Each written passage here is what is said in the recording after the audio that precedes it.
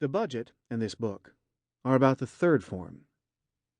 With far more precision than 30-second sound bites or campaign stump speeches, the president's budget and alternatives crafted by the opposition in Congress reflect contrasting visions for the size of government in America and the role it plays in the economy. How strong and generous a safety net should government provide to the poor? How much should taxpayers invest in medical research? How hard should government lean against market forces that are widening the gap between winners and losers in the economy? How much should spending be cut to rein in the deficit? And how much should taxes be raised, if at all? Anyone in Washington who is serious about trying to steer the government to the right or to the left understands the power and import of decisions on taxes and spending embodied in the budget. Among them are Jack Lew and Paul Ryan, both steeped in fiscal details big and small. The two illustrate the competing visions for government and the use of the budget as an important, perhaps the only important, way to achieve them. As director of the White House Office of Management and Budget, Lew, 56, put the finishing touches on Obama's February plan just as the president named him White House Chief of Staff. Ryan, 42, a Republican congressman from Wisconsin and the chairman of the House Budget Committee, promptly criticized the Obama budget. Broken promises, failed leadership, and a diminished future, he said, and set to work on an alternative. Jack Lew got his start in politics in 1968 at age 12 as a volunteer for anti-Vietnam War presidential candidate Eugene McCarthy.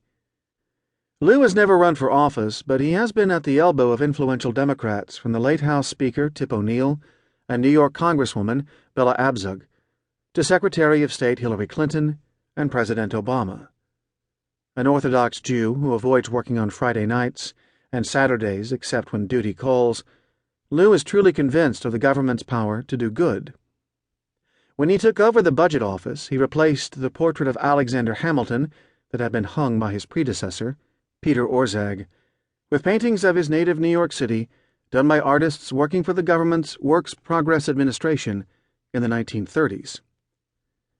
Lew is tall and lanky, his thick black hair just beginning to gray, and his oval, wire-rimmed glasses exactly what one would expect of a budget wonk. But Lew, who also was budget director for Bill Clinton, is the sort of wonk who can say sincerely, "I have a soft spot for Medicaid," the government health insurance program for the poor, funded jointly by state and federal governments, because it's the thing that's easy for the political system to mischaracterize. For the most part, it's a lot of people who don't have insurance, who are poor. Slashing it would mean we'd be in a world where the most vulnerable were getting sicker and ultimately showing up in the hospital. Jack Lew believes in government. The budget is a means to that end. The purpose of power is to get things done, he once said. Budgets aren't books of numbers. They're a tapestry, the fabric of what we believe. The numbers tell a story, a self-portrait of what we are as a country. Paul Ryan is wiry, intense, energetic, and just as sincere as Lew in the opposite direction. His quest? To limit the size of government, including spending less on Medicaid and almost everything else. His weapon of choice? The budget. In 2007, he vaulted over more senior congressmen to become the ranking Republican on the House Budget Committee, which is charged with crafting an annual budget blueprint for Congress. He became chairman in 2011 when Republicans took control of the House. Like Jack Lew, Ryan came to politics young, as a college intern with the foreign policy advisor to Senator Robert Caston from his home state of Wisconsin.